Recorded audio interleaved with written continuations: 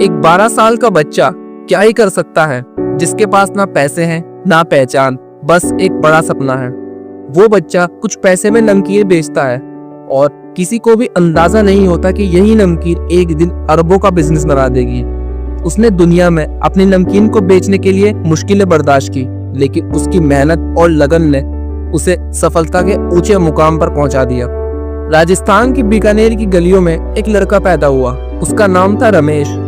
रमेश के दादाजी छोटी सी दुकान चलाते थे, जहां पर वो साधारण सी नमकीन बेचते थे। अक्सर लोग आते, नमकीन का स्वाद लेते और चले जाते, लेकिन 12 साल का रमेश उस नमकीन के दानों में कोई जादू देखता था।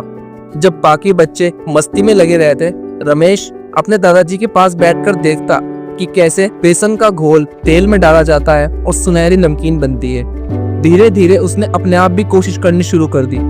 शुरुआत में नमकीन अच्छी नहीं बनी, लेकिन रमेश के दिल में एक सपना जन्म ले चुका था, और वो सपना था कुछ बड़ा करने का। जल्दी ही रमेश ने अपने दादाजी की दुकान पर बैठना शुरू कर दिया, लेकिन रमेश अपने दादाजी की तरह सिर्फ गुजारे लायक कुछ रुपयों में संतुष्ट नहीं था। रमेश के सपनों को ऊंचाइयां चाहिए थी। उसने गौर किया कि राजस्थान के लोगों को मोठ की दाल अच्छी लगती है। सोचते सोचते रमेश के मन में एक आइडिया आया, क्यों ना नमकीन में बेसन के साथ साथ मोठ की दाल भी डाली जाए। रमेश ने प्रयोग करने शुरू कर दिए। आखिरकार एक नई तरह की नमकीन बनाई। लोगों ने जैसे ही वो नमकीन खाई, वाह वाह कर उठे। स्वाद बिल्कुल नया था और नमकीन और ज्यादा क्रिस्पी थी।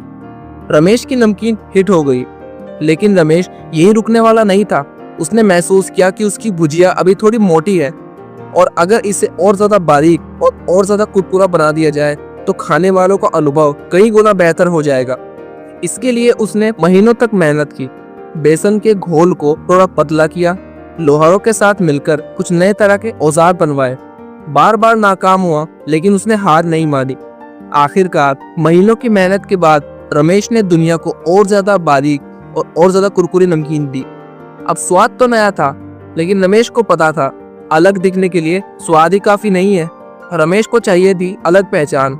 बीकानेर के लोग उस वक्त महाराजा दंगा सिंह को बहुत सम्मान देते थे, तो रमेश ने सोचा, अगर मेरी नमकीन का नाम महाराजा के नाम से जुड़ जाए तो लोग इसे सिर्फ नमकीन नहीं बल्कि इज्जत समझेंगे। फिर उसने अपनी नमकीन का नाम रखा दंग सेब। नाम बदलते ही उसका असर दिखा। उसके ग्राहक नमकीन को और ज्यादा वैल्यू देने लगे। रमेश ने कीमत बढ़ा दी और लोगों ने खुशी खुशी उसे अपना भी लिया। अब रमेश सिर्फ एक दुकानदार नहीं था, बल्कि एक ब्रांड बनने की राह पर था। बहुत समय बीता। रमेश की उम्र अब करीब 37 साल हो चुकी थी और उसकी शादी भी हो गई थी। रमेश के 3 बेटे थे और उसका बिजनेस अच्छा चल रहा था, लेकिन जिंदगी कभी भी सीधी नहीं चलती। 1945 में रमेश के परिवार के अंदर दरार बढ़ने लगी। रिश्ते इतने बिगड़ गए कि रमेश को अपने घर से निकलना पड़ा, और सिर्फ घर ही नहीं, उसे अपने पराए बिजनेस से भी निकलना पड़ा। जिस दुकान को रमेश ने अपनी मेहनत से खड़ा किया था, अब उससे उसका कोई लेना देना नहीं था। एक ही रात में रमेश अपने बीवी बच्चों के साथ सड़क पर आ गया था। ये वक्त किसी भी इंसान को तोड़ सकता था, लेकिन रमेश ने हार मानने से इनकार कर दिया।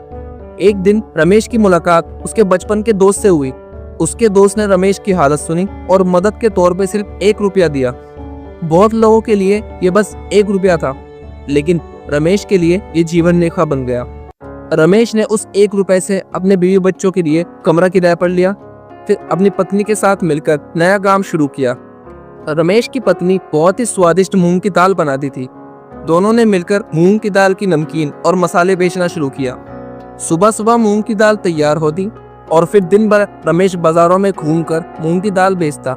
धीरे धीरे रमेश ने अपने ग्राहकों का दिल जीतना शुरू कर दिया। कुछ ही समय में उसने अपनी नमकीन को भी लिस्ट में जोड़ लिया। रमेश के ग्राहक दोबारा लाइन लगाकर उसकी नमकीन खरीदने लगे। बीकानेर में चर्चा हो गई कि रमेश और उसकी नमकीन वापस आ चुके थे। अब रमेश का आत्मविश्वास और ज्यादा बढ़ गया। उसने एक दुकान से शुरुआत की, फिर और बड़ी दुकान तक पहुंचा, और देखते ही देखते उसकी नमकीन राजस्थान से निकलकर पूरे इंडिया में बिकने लगी। अब लोग सिर्फ उसकी सेव ही नहीं, बल्कि नमकीन, मूंग की दाल और मिठाइयाँ, सब कुछ रमेश के ब्रांड के नाम से पहचानने लगे। आज रमेश का ब्रांड सिर्फ इंडिया में ही नहीं, बल्कि 80 से ज्यादा मुल्कों में अपना नाम बना चुका है। सिंगापुर से लेकर अमेरिका तक लाखों लोग रोज उसकी नमकीन खाते हैं। और सोचिए, ये सब एक 12 साल के लड़के के 2 पैसे की नमकीन से शुरू हुआ था। अब आप ये सोच रहे होंगे कि ये रमेश है कौन। ये वही इंसान है जिसने आलू भुजिया को सिर्फ एक स्नैक्स से निकालकर पूरी दुनिया में उसको नाम दिलाया। रमेश का असली नाम था हल्दीराम, और आज जो नाम आप हर गली, हर दुकान और हर घर में देखते हैं वो है हल्दीराम्स।